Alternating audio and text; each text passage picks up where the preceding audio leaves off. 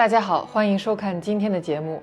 在今天的节目当中呢，我们将继续借着肖恩·奥凯西的《朱诺与孔雀》，走进爱尔兰在内战时期的历史，并去了解那段历史之下人的生活。让我们一起进入今天的对话。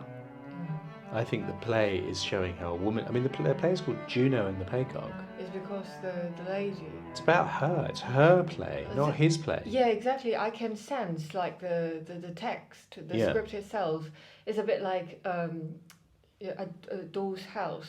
Ibsen's play, and it's quite feminist. Yeah, the lady left, and the lady would like to create a new life. Yes, leaving that man. That's how it ends, kind of. But I just think Captain Boyle is the kind of man that you would meet in a pub and think he was funny and ridiculous and witty. I mean, he's also kind of a loser, right? Lazy. Lazy. Very lazy. Very lazy. And you might be entertained by the character. But you definitely don't want to live with that kind of people. No, you don't. And those people are dangerous and they do damage. I mean, he's a terrible father. He's a terrible husband. Talk about like Juno and the Peacock from the kind of the text point of view. Yeah. Is it kind of delivering a what kind of theme do you think is the most important thing in the play? Is it about family tragedy, or it is about what caused the tragedy at the end? Do you think it is human being ourselves, or because of the war, or because of... It's both, isn't it? So I think O'Casey is criticising three things, really. He's saying, firstly, these people are the victims of history. Mm-hmm. They're the victims of a poverty out of which they cannot escape. And that's partly because O'Casey himself was a socialist. He believed that the working people were suppressed and corrupted by the conditions in which they were forced to live. He was also anti-imperialist. I mean, he wanted an independent Ireland. He fought for an independent Ireland. So he's opposed to the British imperial project. He was also, because he lived through the period, seen how different factions of Irish republicanism had turned against each other and had led to this terrible civil war. So he's sort of criticising the powerful and the way that the powerful yield their power and the way that leads to civil war.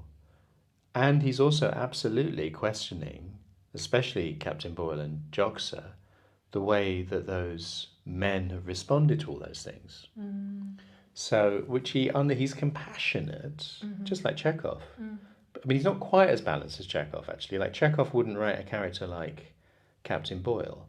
He wouldn't make him quite so useless and dangerous, really, and feckless. We'd understand him a little better, I think. Although we get... So I think the play is about how tragedy comes to working people as a combination of, this is why it's so brilliant, the big forces of politics and then individual weaknesses. It's almost like a laboratory where you take people who are flawed and you put them through a period of history which is devastating. And someone like Juno is able to survive. I mean, O'Casey himself said, there's an introduction, he speaks on an LP, an old record I have, and he says she's a heroine. She's a truly heroic person because women like Juno have to keep homes together under, at a time of war with these useless men. And it's also very much about Johnny, and that, again, I think was the most useless part of the production, which was that you open with this room in this house, and there are people talking about nothing. They're talking about tea, they're talking about sausages, there's a girl doing her hair, and you have this boy limping around who is kind of dying, effectively. He's lost an arm. His leg has been blown apart. Why he escaped from the army? The army? Is he escaping from the army, so he stayed at home? Well, it's not quite the army. It's one of the factions in the Civil War. The Irish Republican Army, the IRA. They might have been called the Irish Republican Brotherhood at that point, but the diehards, there's this thing, Die Hard. And so you recall from last time, the diehards were that faction of Irish republicanism that wanted to reject the Free States and keep fighting the English in order to have the whole of Ireland. So Johnny has been part of those people that opposed the new Irish state, the Irish Free State. So it's a terrorist, or he's a terrorist, to keep it simple. I mean, it's a complicated period. But in simple terms, Ireland has become a country with its own army, the Army of the Irish Free State, led by Michael Collins, I think, at that time. And Johnny is kind of a Republican. Against it. Against it. He's against the Free State. So Remember, it's a civil war, so they're all so they fight a war of independence. They kind of get rid of the English, and then they fight each other. Is he nationalist? Well, they're all nationalists. They're all. Yeah, like I said, there's a war of independence. So the Free Staters and the diehards all together fight the English. They get rid of the English. Then they fight each other about what precisely they want Ireland to be. So there's a civil, maybe that's a term I've been using to understand. Civil war is when people in a country fight each other. So he ends up being on the losing side of the Civil War. Sounds this period of history sounds a bit familiar, but not exactly the same. Similar To China. Yeah. Yeah, of course. Yeah.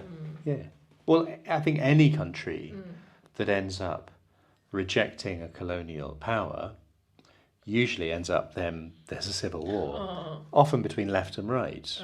It's curious that in Ireland to this day there are two parties, Fianna Fáil and Fine Gael. They're the big political parties, and they're related to the Civil War, but they're both quite conservative parties. So their politics is not that different. They're on the kind of right of middle. But their history in terms of the division of Ireland is different. Okay.